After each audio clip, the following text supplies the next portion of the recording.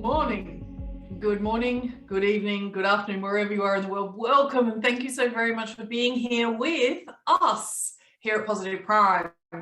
We have Mr. Benny Wellington, the extraordinary, the beautiful, the gorgeous and amazing, the super smart, very clever and rather cheeky man who is our co-conspirator. And of course, we have a very special guest, a beautiful Reverend Lee Atherton, who has an absolutely magnificent Positive Prime session that is soothing, nurturing, healing, and perfect for these times. So let's take this conversation away, shall we, Benny? Yeah, awesome. Thanks for that intro, Kim. It's awesome to be here with you beautiful ladies.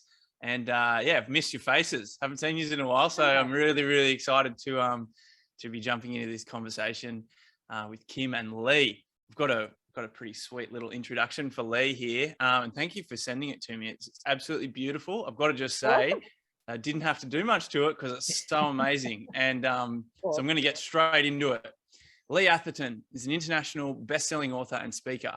He's a certified end-of-life grief support and resilience coach with over 15 years of experience.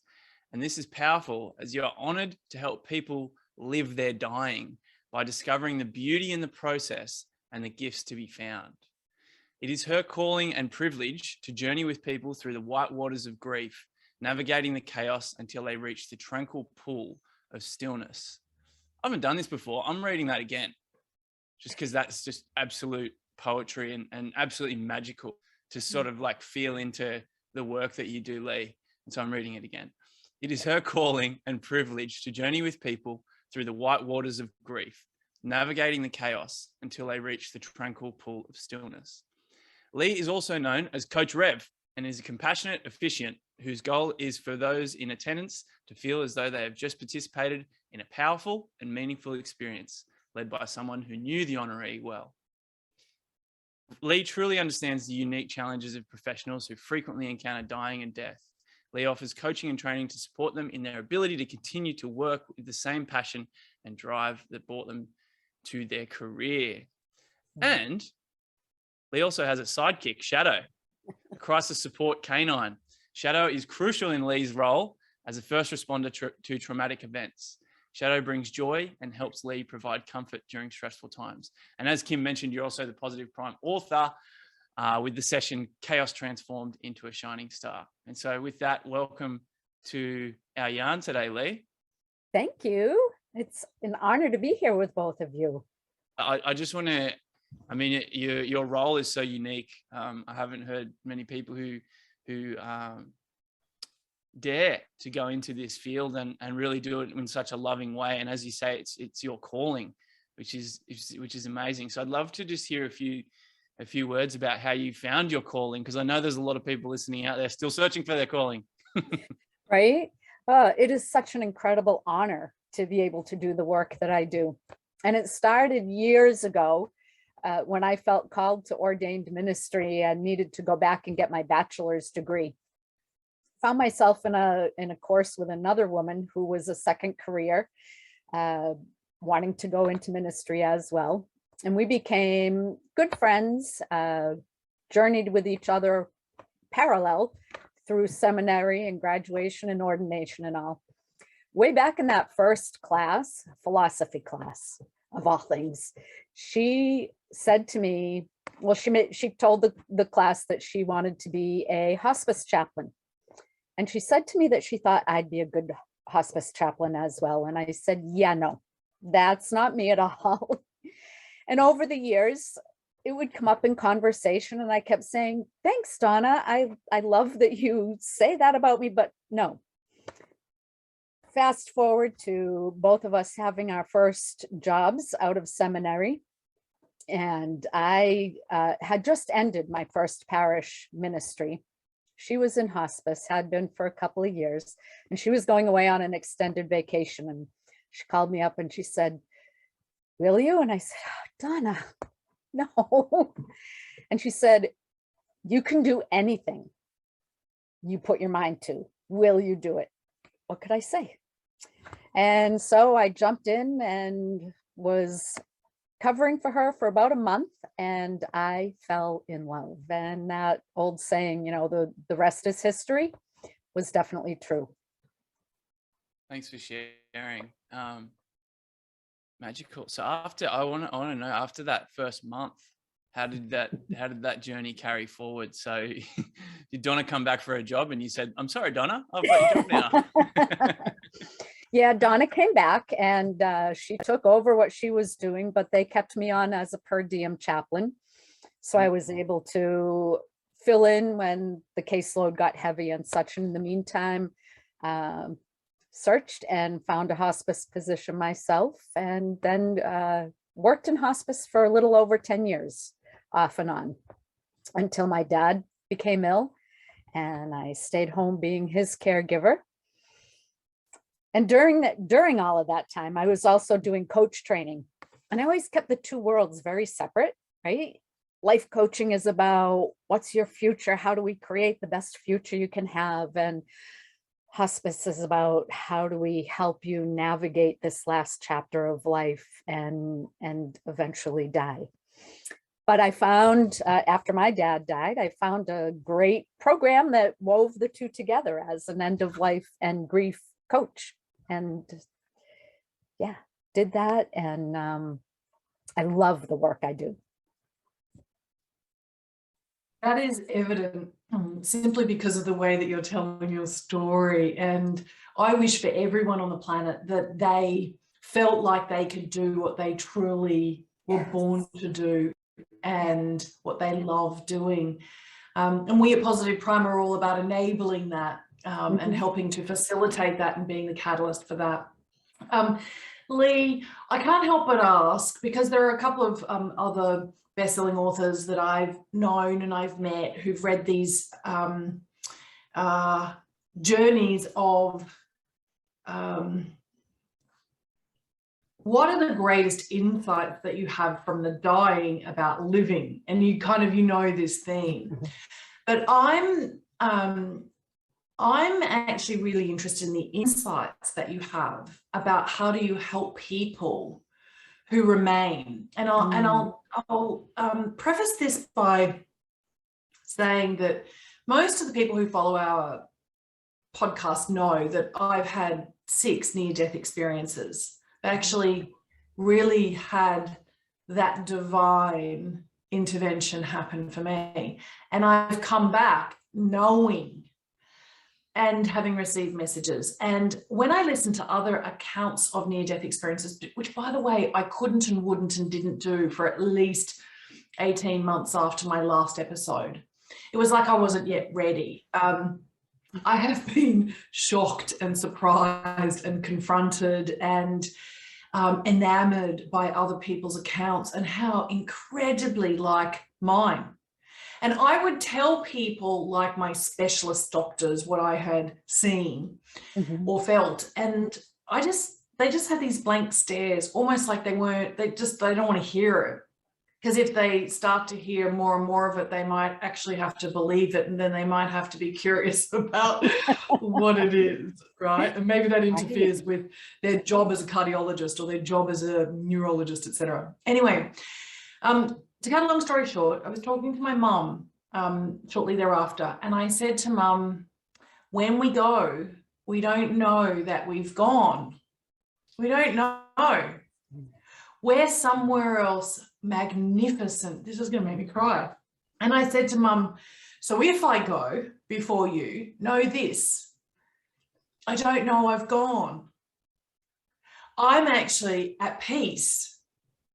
I'm experiencing something truly majestic and magical. And this life review that we go through is very loud. It's very noisy. It's very, there's lots of activity out there. Anyway, so I kind of said that to her because I want everyone to know that it's almost like their concern for those that have passed is a very interesting, alive human thing. It is, isn't it? Right? And I wouldn't want someone to it's okay that we miss each other, right? Yeah, that's only natural. But I just needed her to know, and it's almost like I want to take away the fear that others who are progressing in that direction, maybe they have a terminal illness and a diagnosis and a prognosis that is really rather uncomfortable to face. It is so peaceful when we go. It is so beautiful. And there's actually nothing to be afraid of, absolutely nothing. Yeah. You couldn't have said that to me and had me understand it, though, before any of this, because I was too busy alive, right? Right. So you deal with day in and day out people in grief. What are some of the insights that you have about how we actually cope with that? You know, as you were talking, I had this slideshow going through my mind of some of my clients who I've worked with, who at that last moment, taking their last breath, just this whole sense of calm and peace flows over them. And I think that speaks so much to what you were saying, Kim, about what is next. I've never experienced it, never had a near-death experience myself, but there's just amazing beauty in watching that last moment. And so what I tell people who are grieving is that, you know, our human minds are tiny. There's no way we can comprehend everything that is. But I share some of those stories and I say, you know, if they were going someplace that wasn't beautiful, perfect, peaceful, and all right, would they be able to just rest in it? I think of my dad. My daughter had told him about a song. I wish I could remember the name of the song, but it was about dancing in heaven. And we knew he was sick. He was on hospice. And she said, don't worry, Pepe. When you die, you'll get to dance with Graham again. Now I'm going to cry. I was with him when he took his last breath, and he had been unresponsive for a few days. And he opened his eyes and I said, Dad, it's time. I said, you see Mom now, right? And he just got this big smile. I said, it's okay. Go dance with Mom. And he just let out this perfect sigh with a smile, and he was gone. That has got to speak to what is beyond what we see here and now. Yeah.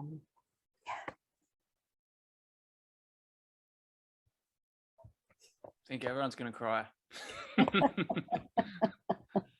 Thank you so much for sharing both your stories as well. It's so important to hear that. We often talk about moments where we move through things, like, you know, we die to our old selves as well. Is there anything that you've learned through your time in the hospice world that can be really applicable to people going through big changes through their lives? Interesting question. I think there's always hope for something bigger than, better than. Oftentimes I see people at this final chapter of life looking at what really matters in life. What are the most important things? And focusing on those and sharing that with the people around them. And it helps those who are left behind take a moment to step back and appreciate the little things in life, the important things in life. I tell people, start a gratitude journal. You know, when you're in the midst of that heavy grief, it might only be, I woke up today, and that's okay. That's enough. But as you pay attention to those little tidbits of the bigger and better and more beautiful, you start to see even more of that. I think that also translates to when we go through trauma in our life, that the chaos, the heaviness, the overwhelm, there's a lot of similarity. And when we have the support and the guidance and the encouragement to walk through that with grace and with courage, we can come out on the other side with an awareness of something very profound. And I think that's where my quote, you mentioned it in terms of my session, but my favorite quote is, "It's only when there's chaos within that you can give birth to a shining star." And you know, this beautiful universe that we're in couldn't be without that chaos and an explosion creating a star and all the stars in the universe. And from that, what's going to be? And I know for me, and I try and share this as well with others, is if I think of it from that perspective of, this is pure hell that I'm going through right now, but on the other side, there's a star. Okay, I need to take control and I need to make that star be as bright as possible. And I need to bring it on now. So there's a piece too that speaks to, we all have control. It's not completely out of our control. And I think for me, that brings me to Positive Prime and how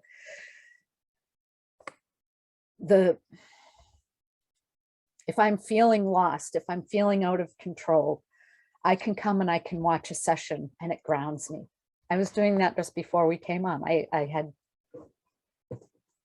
2 minutes before we were on here, I had a really hard conversation with a funeral director and an experience that they had, which goes beyond anything that is the normal.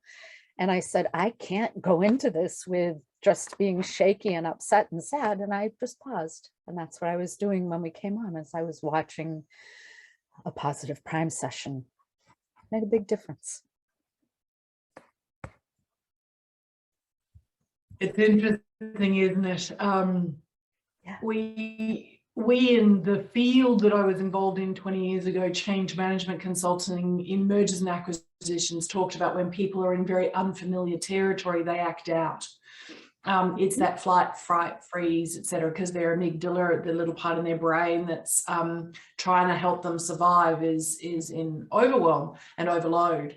And so we've learned through lots of scientific endeavors that you can build resilience so that you're actually more tenacious, you're stronger, you're more courageous in these situations where there are things that are very unfamiliar.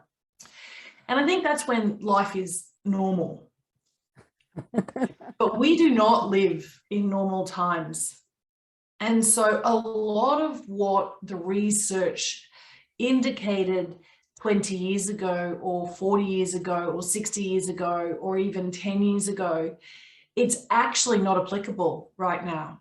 Mm-hmm. And so I hear a lot of people talking about building resilience for now, except that all of the tools and techniques that were useful 5, 10, 15 years ago, they're actually not as useful now because the actual amount and the intensity of the uncertainty is so uncomfortable. People can't actually take their breath.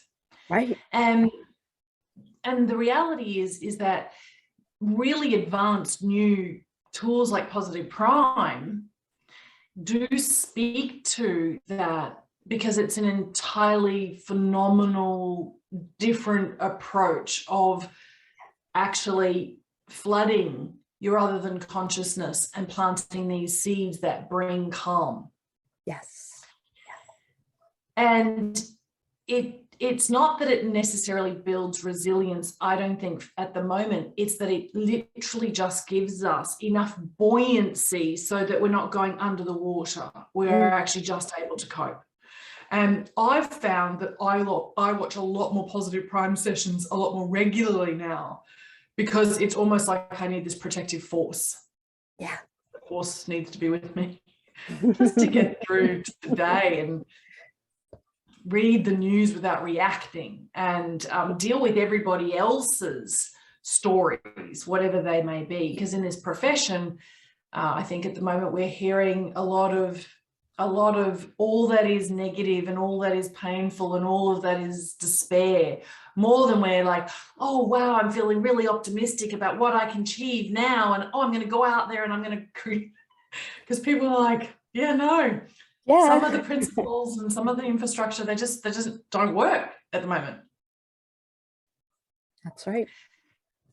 All right, so you've been in situations where, as a first responder with your beautiful dog, you have actually been confronted with the unimaginable to the average person.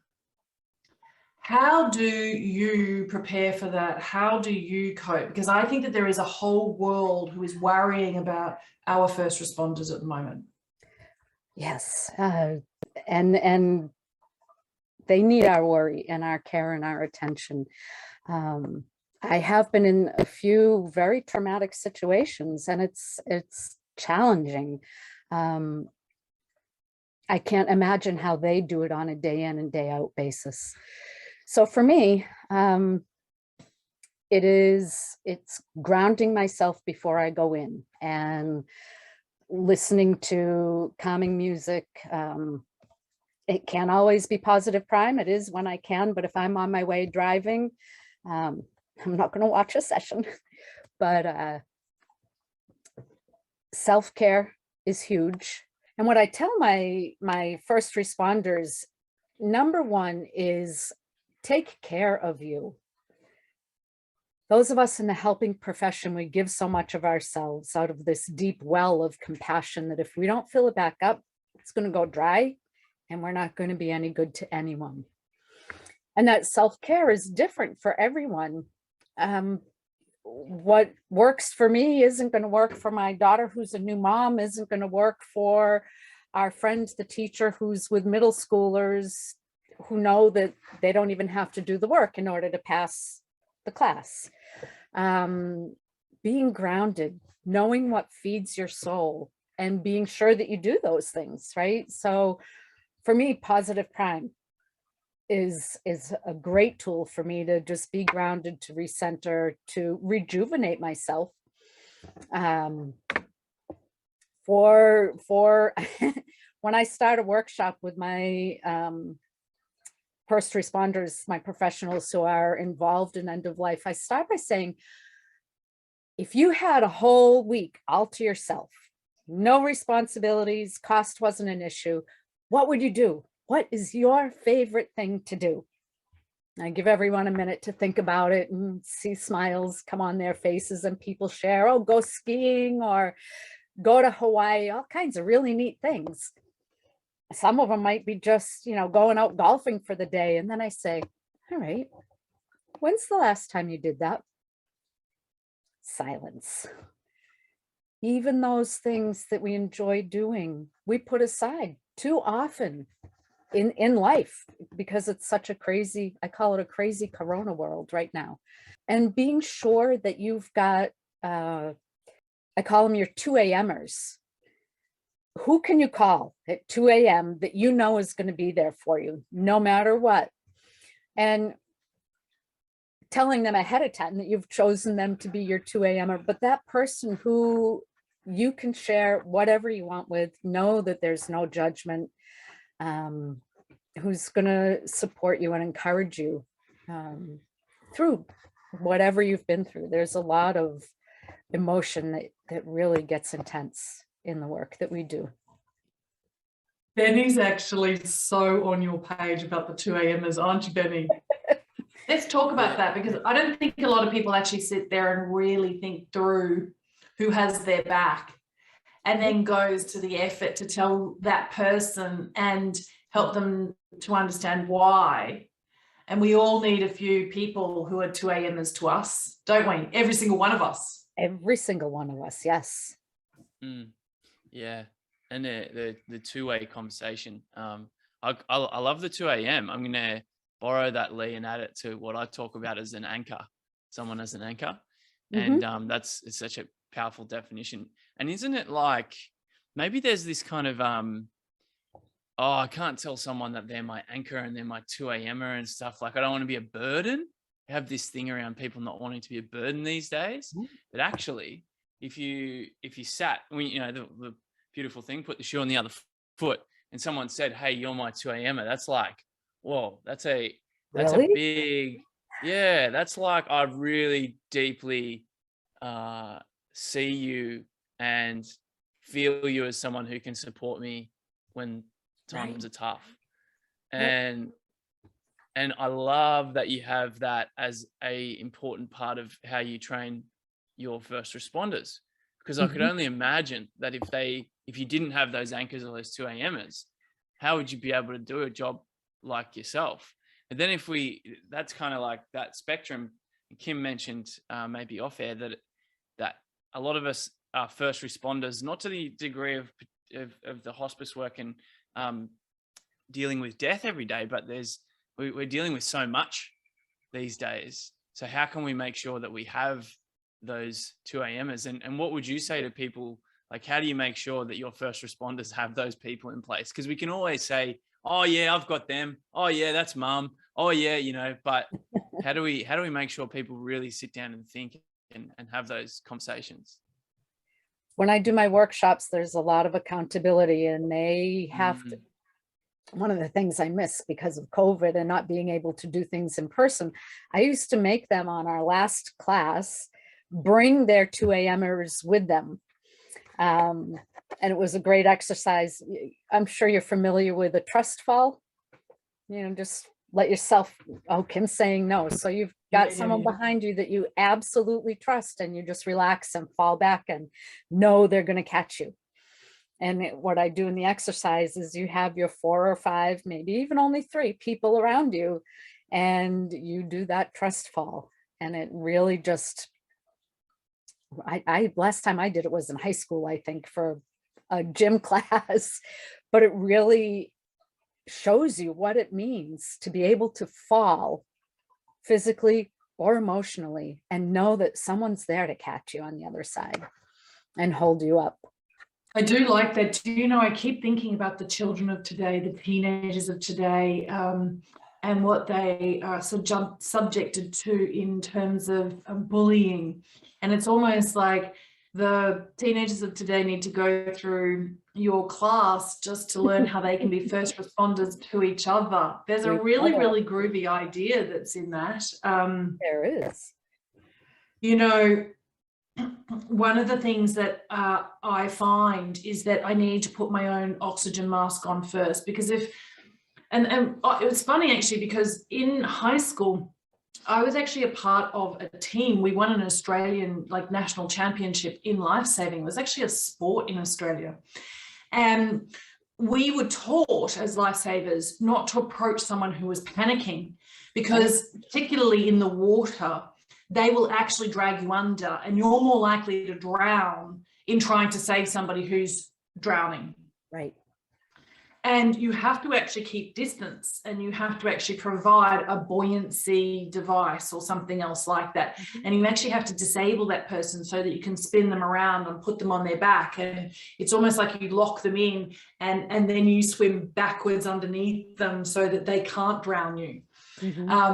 And I think of the people who love the martial arts, the beautiful lessons that we learn.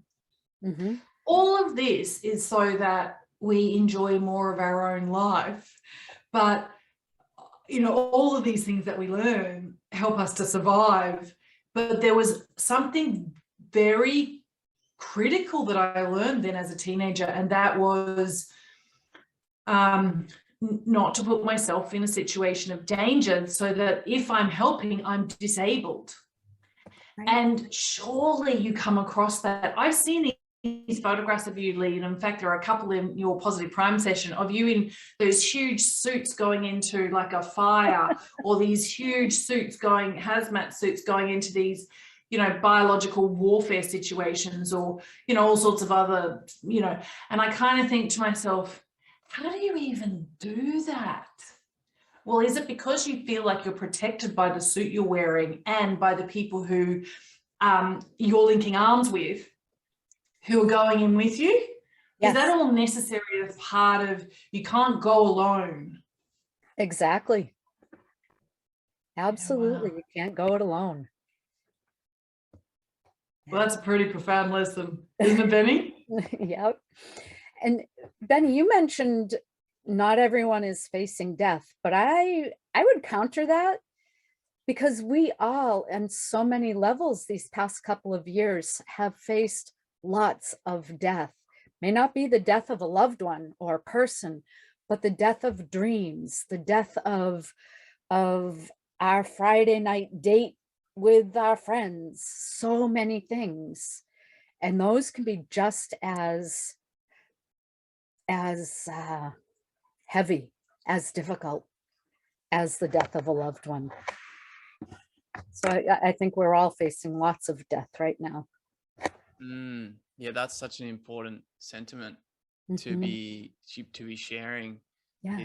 And I think I was trying to say it before, is that kind of like people talk about ego deaths and moving through different phases of their lives, Mhm. and it's like we lose something in ourselves that we realize is never going to come back. And I think that fear at the moment feels like, oh, even if it's your Friday night get together, feels Mhm. like, oh, is that ever going to come back? Because it's been such a long time now. And Right.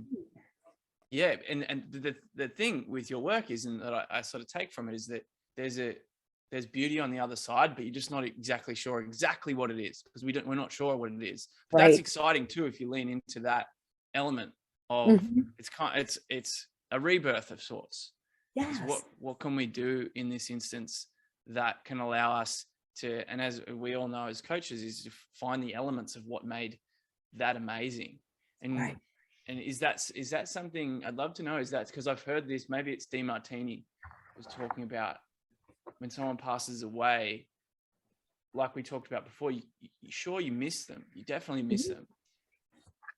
But if we think about how those people interacted with us and what they meant to us, where can we find those things in our lives? And I'm looking outside past my computer to nature, and Yeah. it's like, my grandmother's smile lit me up like roses. Yeah. Something like that. Or that smell reminds me. And so, like, how do I actively re-engage with those people who've passed, through nature, through other people within my family? Right. I'd love you to speak to that. If anything lights up there. I think you raise a really great point, Benny, that if we take some time to look at where are they showing up in our lives, then they're always with us in some form or another. I think if we close our minds and our eyes, literally and figuratively, to the possibilities of where are they, that does close off their presence with us. I hear so many stories from people who say, my mom came to visit me. She was that goldfinch on the perch right over there. Or a wedding I went to whose the bride's grandmother had died only the week before. And the grandmother loved butterflies. And it was an outdoor wedding, and a butterfly came and landed on the bride and never left, even all the way through the reception. It was either on the bride or the maid of honor, who was another granddaughter. It was, there they are. It's fascinating to me. I'm not sure if I answered your question, though. That's I don't even think it was a question. I think it was a riff, and that is such beautiful examples. I just finished helping or editing my friend's book about his brother's sudden passing. His brother was 21 and died in a car crash, actually, in the US. He was a young, promising basketballer, and my friend's here in Australia. He sort of went through a decade of grief. Mm-hmm. And he did mention that the same thing, the butterflies. And it wasn't just that the butterflies would show up for him or his family members in where they were living in that area. They were showing up in the US, and they were showing up in different parts of the world. at similar times. So yeah, that's the power of, of what goes on. And there's a saying, let the mystery stay the mystery. But we know, sometimes we know with these things, but it's beautiful that this is definitely happening because scientifically we've proven that X, Y, Z. The other beautiful thing, Benny, is that there is an awareness that is required.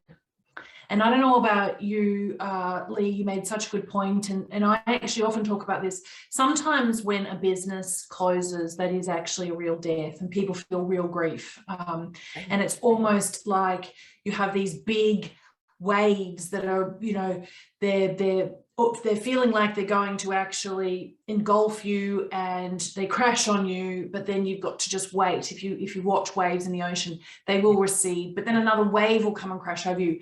But there will always be, some time when the waves aren't quite as big and they aren't coming quite as fast. But it's a little bit like this process. Yes. Anyway, what I have found with a lot of the people that I work with is that they want to numb themselves to the pain, whether that's alcohol and or 1,000 other things that they can choose for addictions. It could be shopping, whatever. Mm-hmm. Benny, the beauty in the butterflies in both locations, or indeed this phenomenon that we're talking about, it actually requires us to be awake and aware and not subdued. It's a consciousness.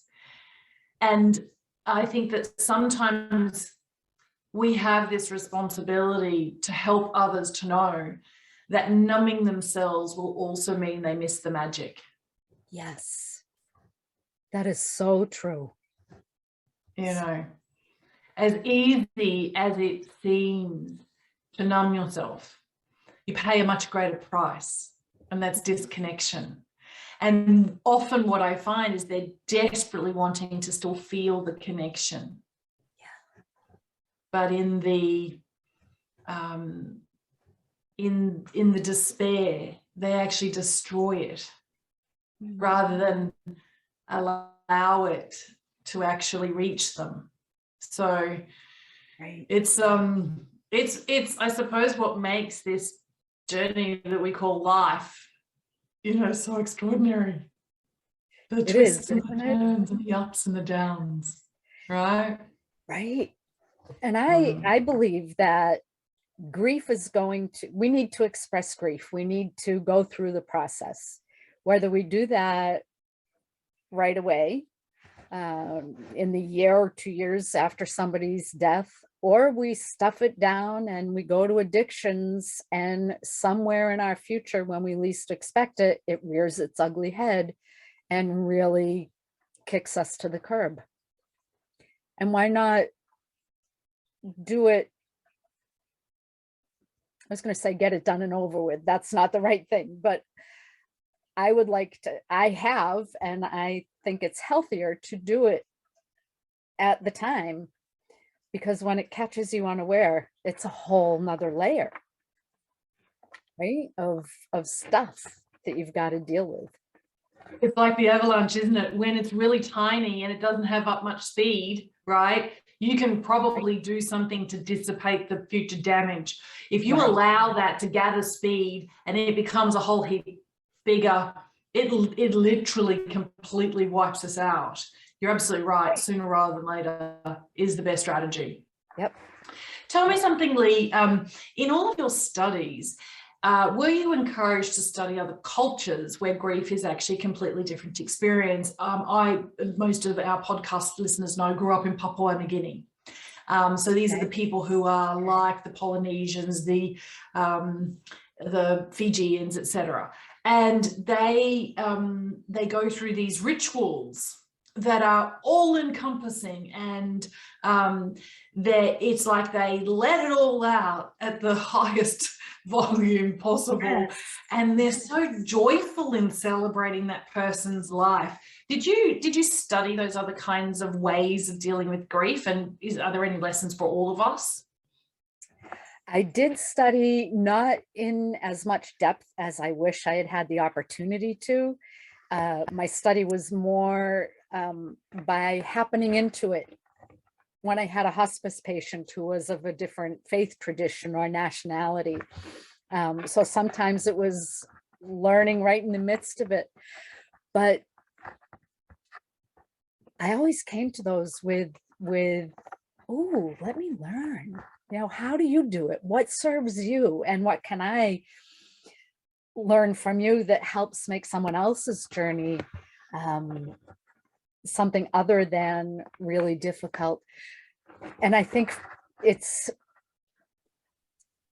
being aware that there's not one right way to grieve, and not judging, but just being a presence, the ministry of presence, whether you understand or don't understand, agree or don't agree. It's just being there. Awesome. Awesome. Tell me something just before you run away, or we all take leave. What's the purpose of your session?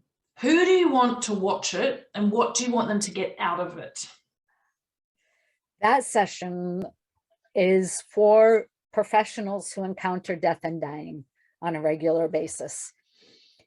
And what I want them to get out of it is a sense of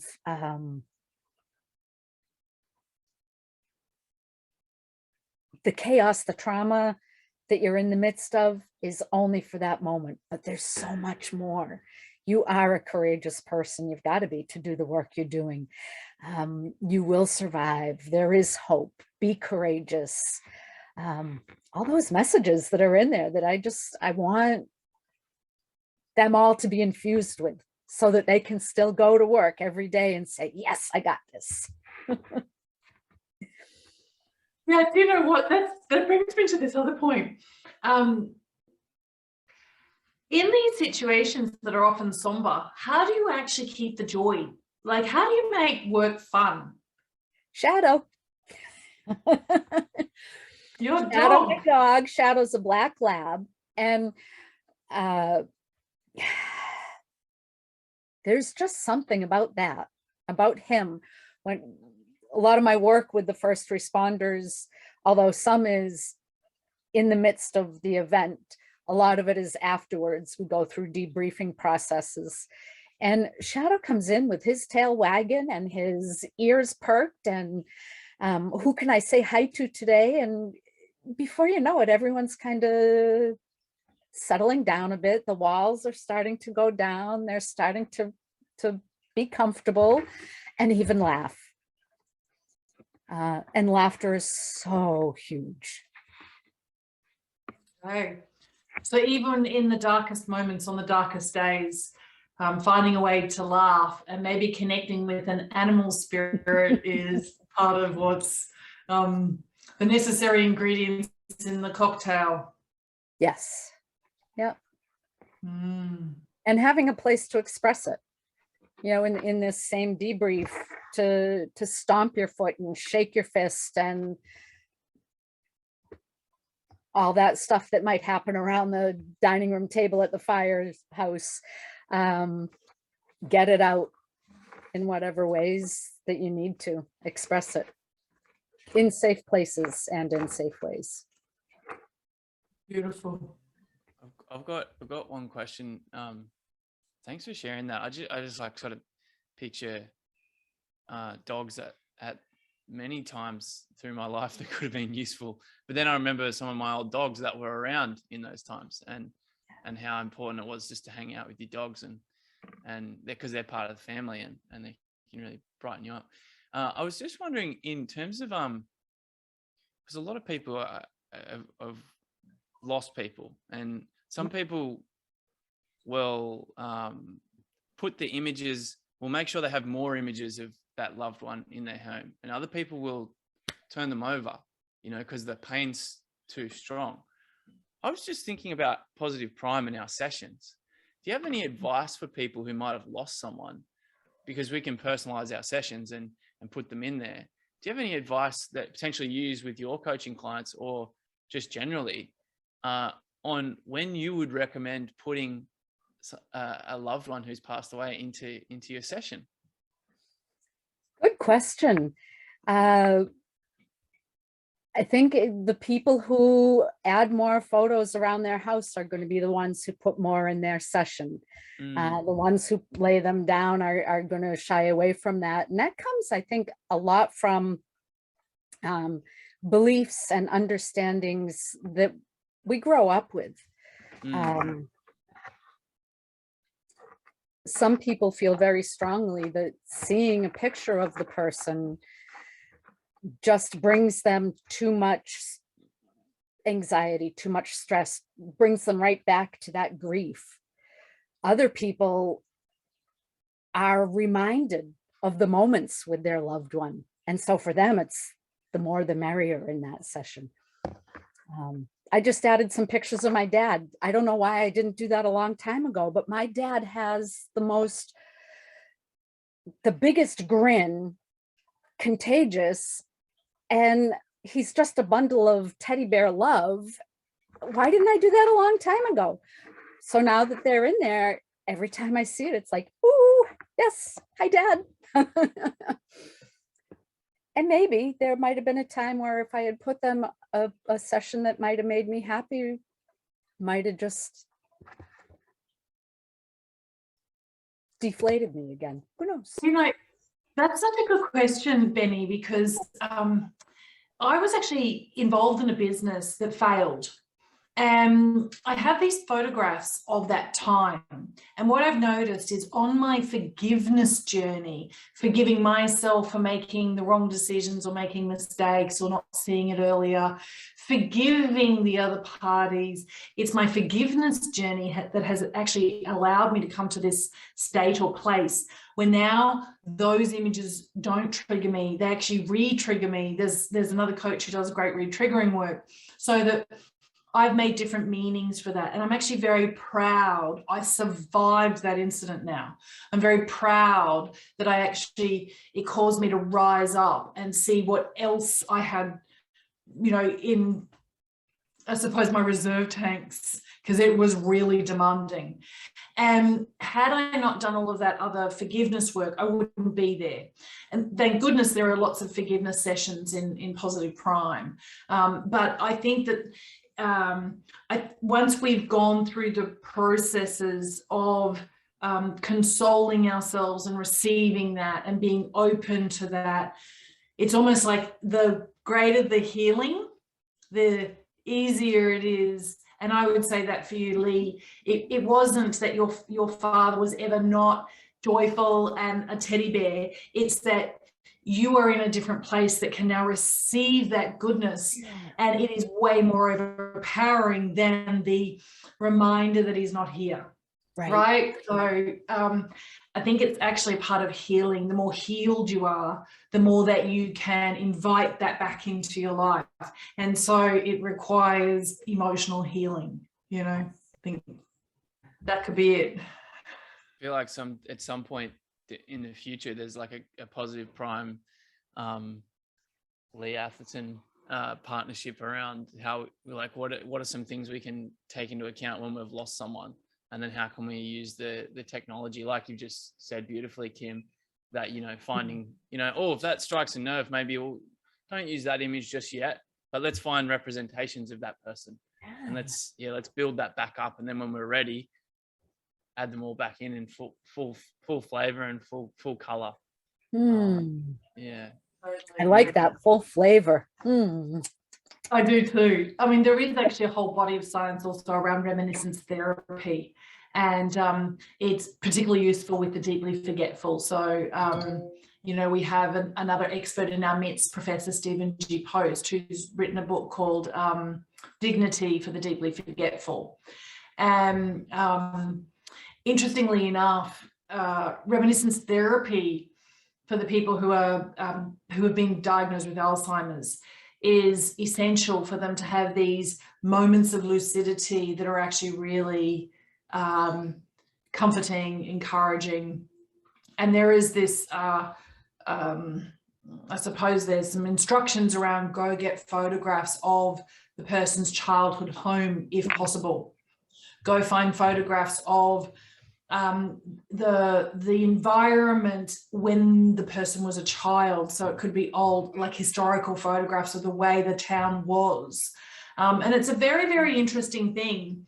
From my perspective, given that we've got this incredible tool that is visual, and because and I was only thinking about this the other day, do you remember Ibn Alexander, who wrote the book Proof of Heaven? And he was a neuroscience that went through a very interesting near-death experience, and he then talks about it and he analyzes it from the neurosciences, neurosurgeon's point of view. Anyway, long story short, he talks about how really the brain works, mostly the visual parts of the brain, to inform us and every other process in our body. And it's really interesting how important that visual process is.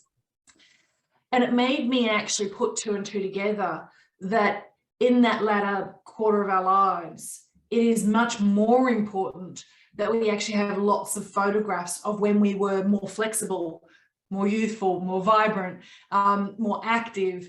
And that actually can trigger us into a state where our body is actually not creating the same level of acidity or toxicity, which of course happens with aging, right? So I'm kind of fascinated about the potential that these old photographs, they could actually bring on alkalinity in our bodies. Anyway, like, it's totally out there, but I've started to just do a little bit more research on that and the role the positive prime can play.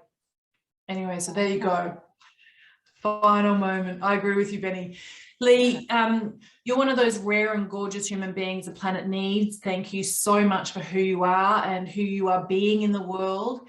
And thank you so much for contributing something so meaningful and significant, so necessary and beautiful. It's such a gift to the Positive Prime community. Thank you, thank you, thank you.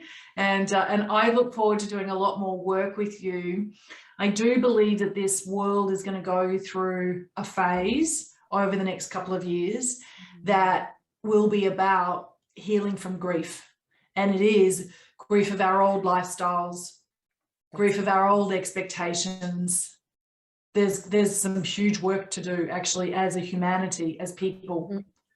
Right. Yeah, definitely. Yeah. Thanks, Lee. And Thank you. also, how can we get in contact with you? Where can people find you and your amazingness online? Oh, thank you.